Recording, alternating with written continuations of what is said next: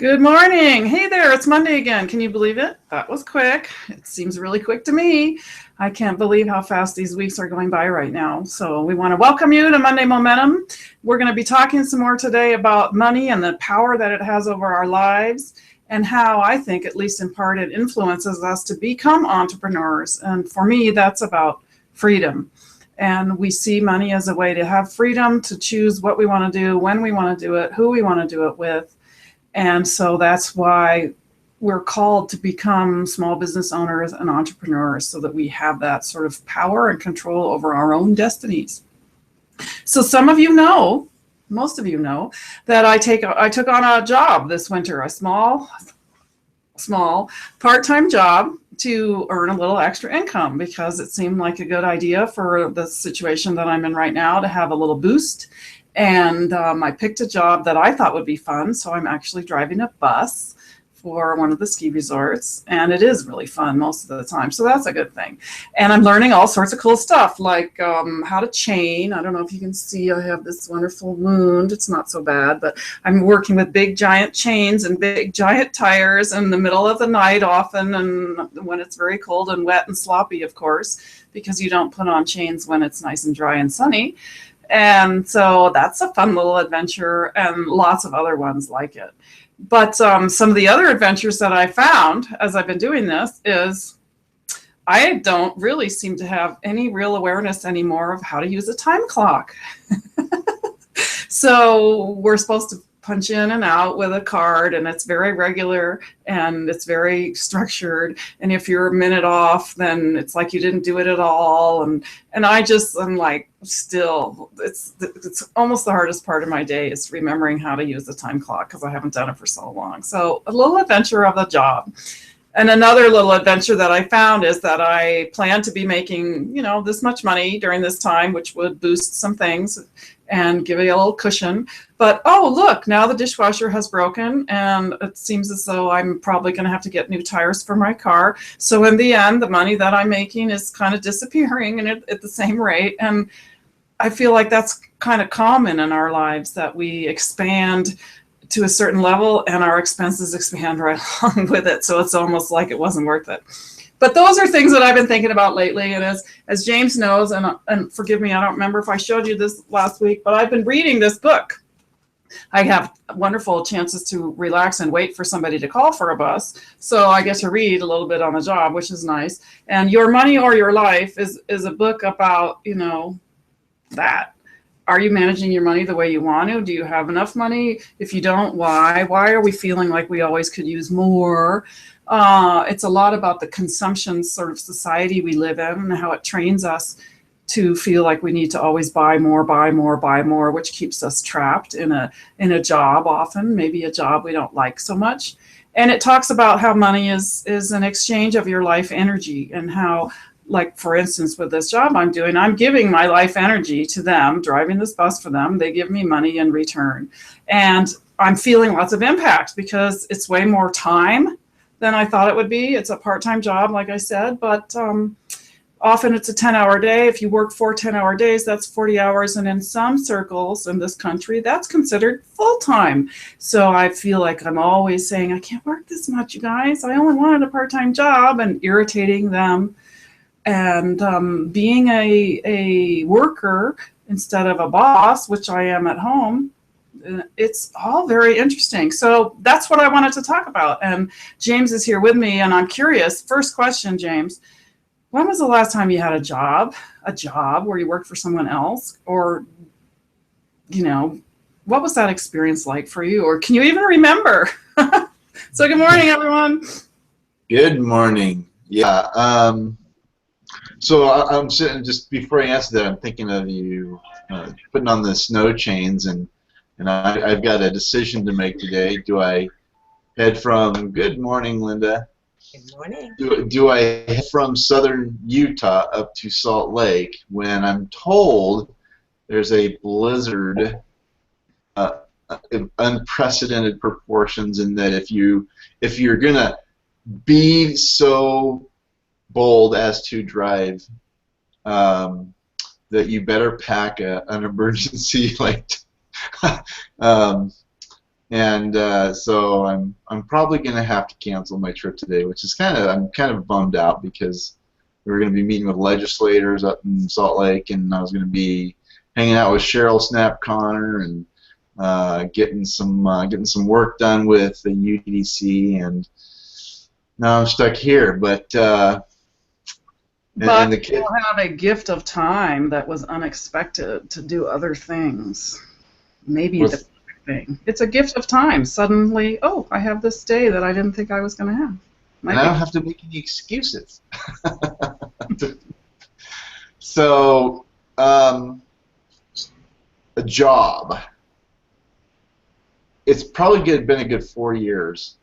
Um, Longer if you really look at it in the traditional sense of a full-time. Mm-hmm. A full-time job has probably been about 5 or 6 years, and it was with a local telecommunications company, internet and TV provider for cable, uh, and for me, it was a great experience. I mean, it was when I was in transition from moving from San Diego up here to southern Utah, and gave me an opportunity to meet people and to just kind of chill for a while. At the same time, though, to make ends meet, I was delivering Domino's Pizza, and that was very part-time, and delivering the Salt Lake Tribune and the Desert News. So literally had 3 jobs um, just to get by. And something that you said as far as working a job, my wife has, and I think we talked about this a little bit last week, is my wife has taken on a job just so she can feel like she's contributing, and I think more to get out of the house and get out of just get into an adult lifestyle as opposed to the 4 little kids we have still. Mm-hmm. And yet that process is she's exhausted. She's not getting things done that she wants to get done. She's frustrated. She's irritable, and I love her to death, but she won't admit some of these things. And one of the comments I said was, sometimes we make choices, and when we make those choices, it requires us to make other choices. And what I mean by that is the choices she's made to go to work has limited her ability to do the things she wants to do here in the house. And so the choices she has to make here are not to worry about. I mean, to let it go. Don't worry. You can only do what you can do, and based on those choices. And so, and that's the one thing about being employed, is that, like you said, you're beholden to that time clock. And I can't remember the last time, it wasn't that bad at Baja, that if you didn't punch in at the right time, you were like in deep doo-doo. I mean, come on. But yeah. So when you said that, it did. I completely related to that from a job I had once where, you were supposed to be to work on the hour, but if you didn't clock in 10 minutes before, then you were late. So. Yeah, they're very, very serious, and it's hard to not want to just say, God, come on, get over it. I'm not going to screw you. I'm going to be there, do a good job. But it's a big machine. It's a big operation. It's the only way, as far as I know, or I'm sure they were convinced anyway, it's the only way to make the thing run and run well. But it's like, wow, it's so different from what we've been doing for a while now. Great segue into what I want to talk about next, but first, hi Linda! Can you tell us anything about like the last time you had a job, worked for someone else? Good morning. Well, the last time I actually worked for someone else was 2001, and I had been with the big machine, Digital Equipment Corporation, Compact Computer. Carly Fiorina was at the helm at HP, and they were buying out Compaq. They laid off 8,000 people. Oh. I got laid off. I didn't know what I was going to do, so immediately enrolled graphic and web design courses and decided that I'm going to do something fun. But I remember back before I started working for digital, I worked for a company that the employees punched the clock. And I was one of the few salary people. And I would watch them line up in front of that clock, waiting for it to tick, you know, because if they clicked in too soon, they get overtime, and they weren't allowed to have that. And the same thing with going home during the day. I guess if it's within 6 minutes or so, they could leave 5, 6 minutes early, and they were there ready to punch that clock as soon as it ticked over. So I do not envy people who punch a clock, and I swear I'm never going to be another one of them. Yeah, I get it, and I'm doing exactly that. We line up in front of the clock at 4 minutes of 7, and everybody's swiping their little cards, and then we all run over to this other thing where we all sign in, and gosh, it's weird, but it's just a different experience, and like I said, I'm enjoying it and learning from it, and I'm really, really grateful that it's not my whole life. And it has been my whole life in times past, as for all of us, it sounds like. We've all had full-time jobs where we were doing this, and it was a job, and you went, and you got money in exchange, and then maybe over here was our life.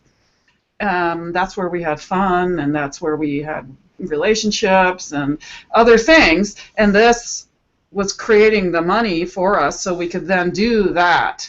And the wonderful thing about being entrepreneurs and small business owners is that we can see more clearly that actually it's all one thing. And when you are working in alignment with who you truly are and what you value and what you want to contribute to the planet, your work is your life, and your life is your work, and money sometimes comes for some of that, and money doesn't always. And it's not as like, I don't know, separate that it may still be for many of you. And I wanted to talk a little bit about it because, like, again, in this book, which I highly recommend for anyone who's looking to get a little grip on money or understand their own patterns around money better, or just build a life with more of it. It's dated, meaning it's not, well, this version anyway, is not current, but it's still got really good information. And one of the things that it talks about is this idea of what is the true cost of your job. So if you are working still temporarily, like me, or permanently because your business that you're building isn't producing enough income quite yet for you, so you're trying to do both, this question of what is your job costing you, so what are you actually earning, is really powerful and important. And I feel really lucky that I picked this job, or it picked me, before I read this book, because the cost of this job is not that high.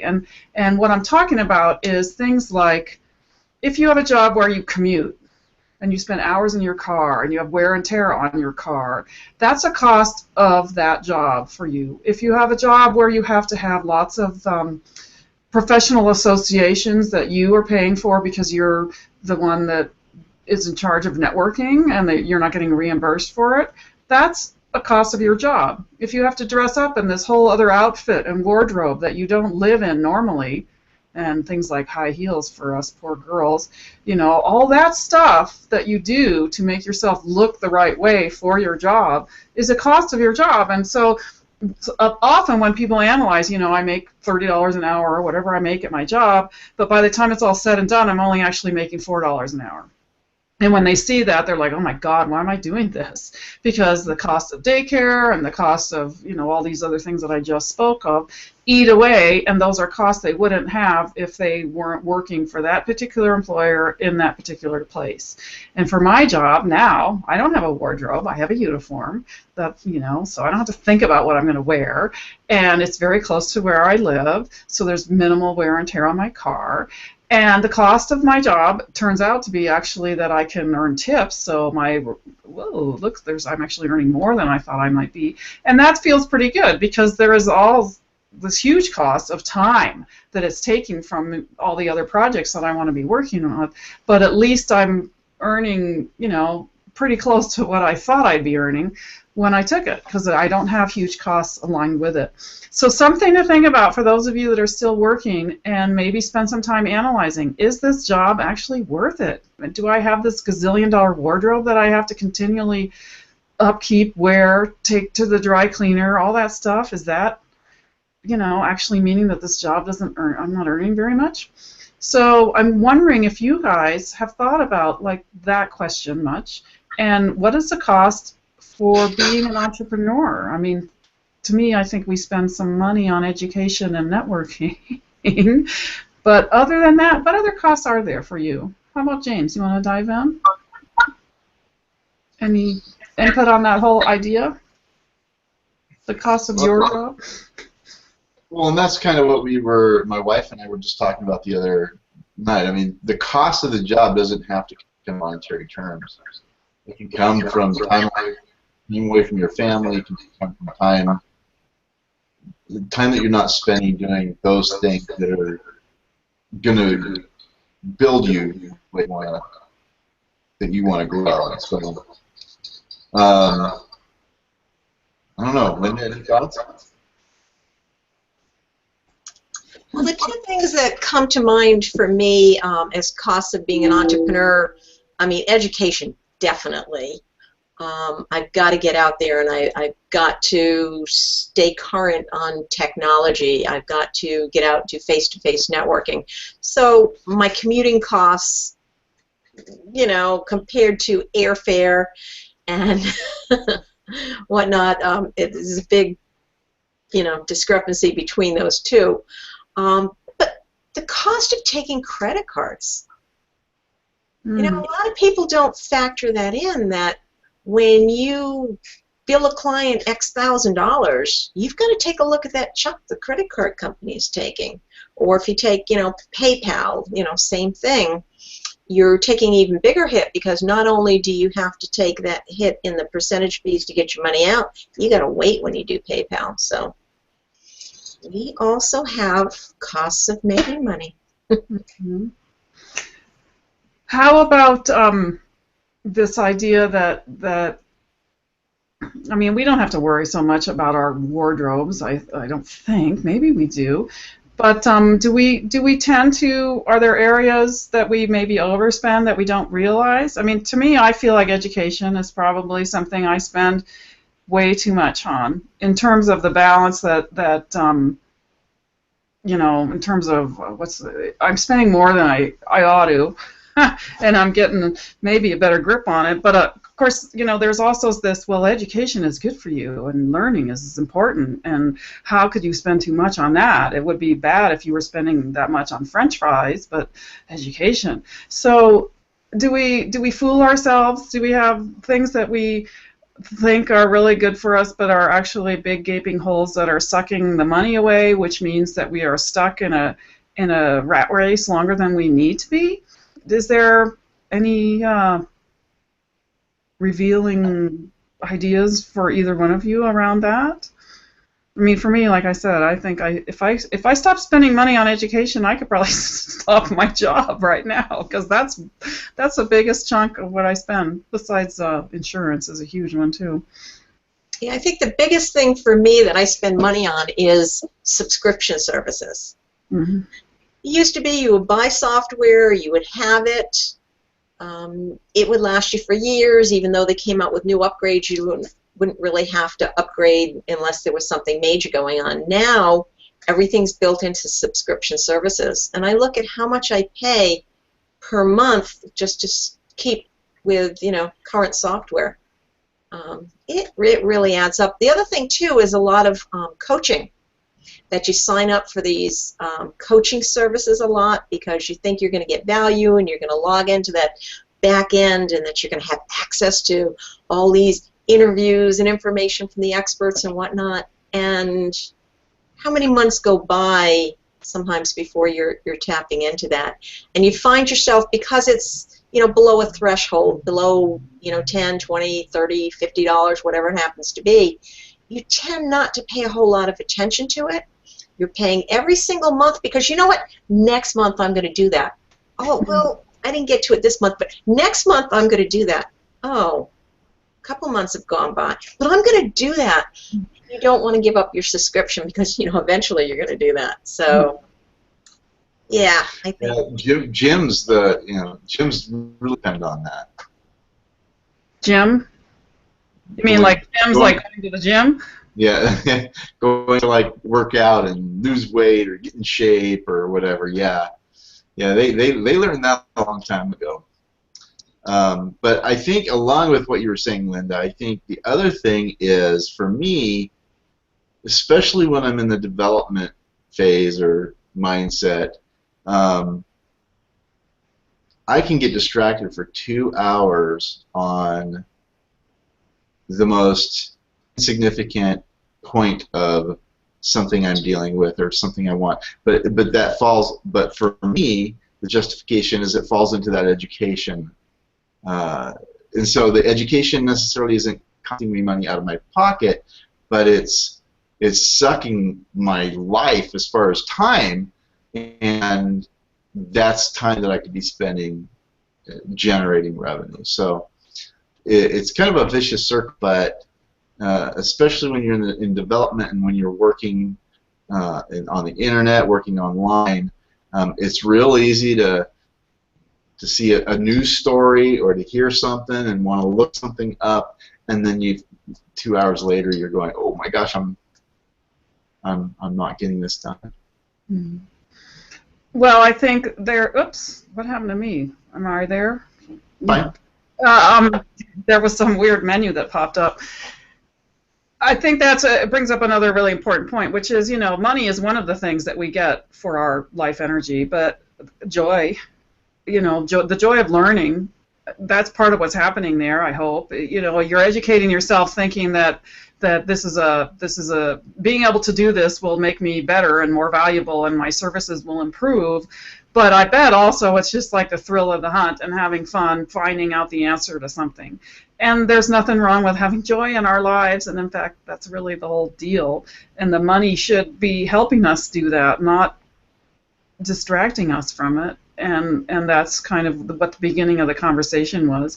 When James, you said something about, I think it was when you were delivering pizzas or another job next to that you just were sort of chilling for a while. And that's the thing that a job can do for you, and that's another reason that I picked this job in particular. I didn't want a job where I was going to have to produce a lot and think a lot and create a lot, because that's what I'm doing out here.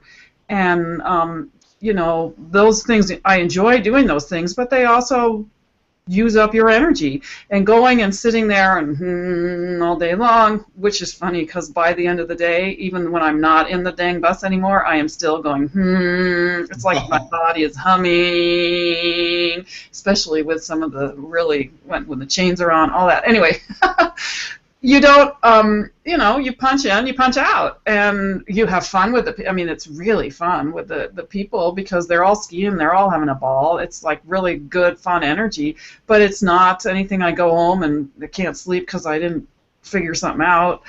And that's nice to just chill for a while and have some money in exchange for it. And of course, the balance is it enough money? Is it, using your time the way you want? Because, as we've talked about before, we don't get to just stay here forever.